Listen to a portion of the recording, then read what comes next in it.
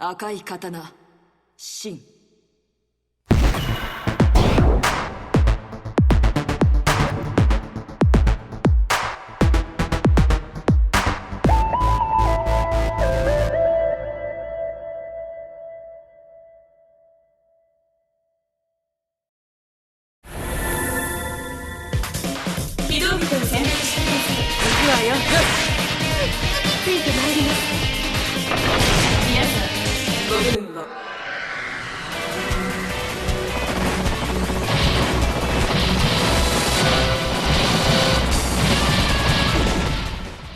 Okay, so I was wrong. Back in Bullet Heaven episode 44, I was 100% certain that we would never see another shmup released to retail for any home console in North America. Given that you can still find Otomedius excellent anywhere, sometimes at drastically reduced prices, it looked like the retail shmups days were over, and our prediction was coming to pass. Well, it looks like I was wrong in just about the best possible way. While Otomedius was a solid single-player experience, there were a few issues that very nearly dipped it into mediocre territory, including lackluster default sound, uncomfortable character design, overpriced DLC, and crippled multiplayer. As such, Otomedius Excellent would have seen the genre out of stores pretty poorly. Enter Akai Katana, the latest offering from Modern Shooting Masters Cave and published in Europe and North America by Rising Star Games. If there was ever a retail shmup to end all retail shmups, this would be it, though its presence shows that there could still be many more to come, depending if Rising Star Games will continue its localization efforts. So it's kind of a shame that Akai Katana didn't have the level of extras that Otomedius did. I can't think of another North American shooting game more worthy of a soundtrack CD, art book, and maybe a small figure or model. Maybe next time. Akai Katana is a horizontal, or Yoko, shooting game that saw an arcade release in Japan back in 2010.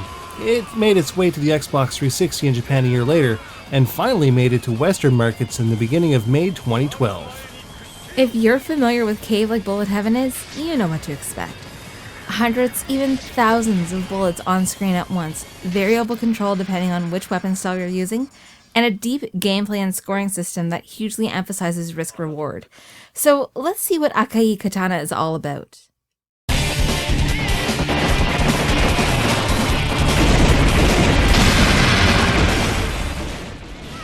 All settled in? Well, first things first, let's get started with the big pink elephant in the room and talk difficulty. Though some may disagree, Akai Katana is not exactly what you'd call beginner-friendly. Super hardcore bullet hell players will contest that Akai Katana is less difficult than many other of Cave's games in the past, but even if you're an above-average shmupper, you're in for a steep challenge right off the bat. Even on the novice setting, there's still quite a steep learning curve that requires repeat gameplay sessions and intense practice to get used to this beast's mechanics. But for those looking to take their gaming to new extremes, Akai Katana might be a good place to start.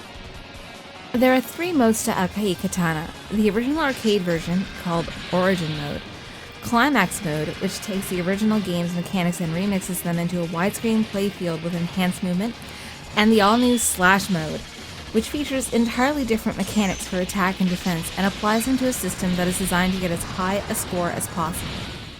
As with many of Cave's other games, tapping the fire button will fire a rapid shot. This is also mapped to the right trigger as an auto-fire function. This is called Defense Mode, since you'll maintain your ship's movement rate and be able to traverse the screen at the fastest speed. When you hold down the A button, you'll enter Attack Mode. This will slow your movement considerably, but your attacks will be far more powerful. The main hook to the standard modes is your reliance on your guide pilot's phantom form. Throughout the game, you'll be picking up energy capsules which fill a green gauge in the corner of your screen.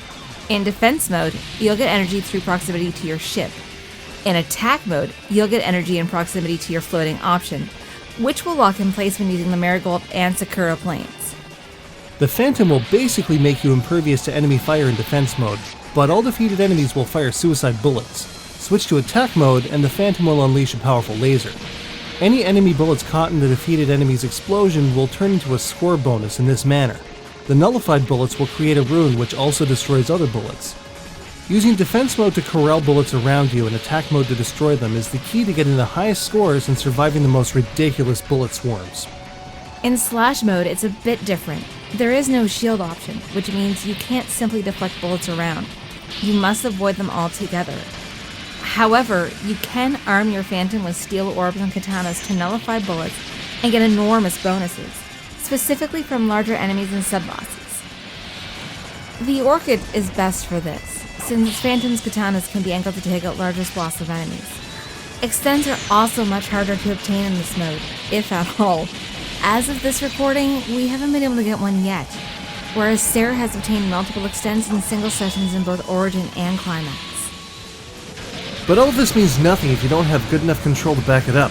Thankfully, Akai Katana has some of the most responsive, precise control I've yet encountered in the genre, despite having only 2 real movement speeds. All of the commands are extremely responsive as well, allowing for some intense fraction of a second timing in the most daring of situations.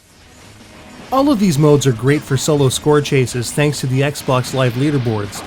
In addition to the in-progress scoring, there's also a hit counter that will boost your score, and an end-stage bonus based on how many bonus items you're able to amass throughout the stage.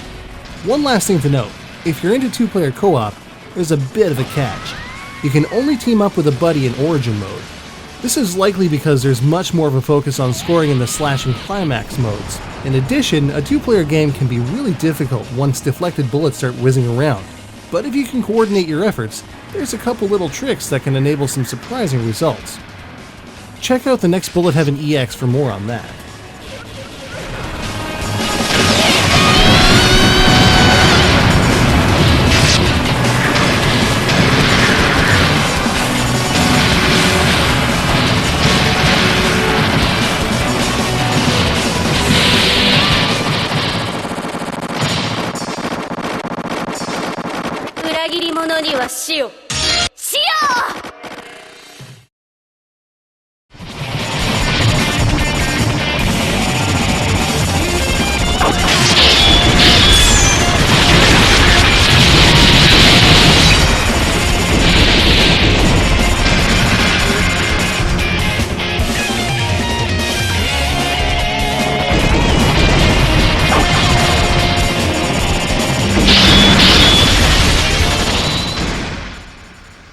On the presentation front, Akai Katana has a pretty great sense of style. The mechanical design seems heavily inspired by World War II Imperial Japanese technology, and stands apart from Cave's many other futuristic and gothic properties. The idea of World War II era technology crossed with Far East mysticism is pretty awesome stuff, and though the story is shallow, the plot is still pretty coherent. Just be sure to brush up on your Japanese to get the full gist of the tale. One thing that's also pretty great is that everything on screen is presented with glorious 2D sprites which are not only clear and easy to see, but sharp, detailed, sometimes huge, and always well animated. The 3D polygonal models in Death Smiles 2X prove to us all that more Ds doesn't make a better visual presentation. Even the backgrounds are a bit out of the ordinary, with an angled perspective reminiscent of the Neo Geo classic Ironclad. This allows for land-based enemies to appear higher on the playfield, but the backgrounds do give way to some pretty sweet-looking vistas as well.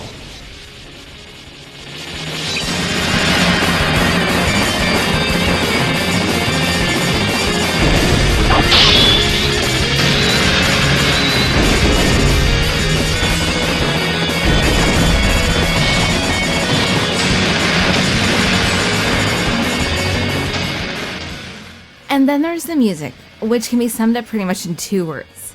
Absolutely fitting. While the arranged soundtrack holds the edge, Origin Mode's OST is still quite great. So, just how does Akai Katana stack up? Let's take a look.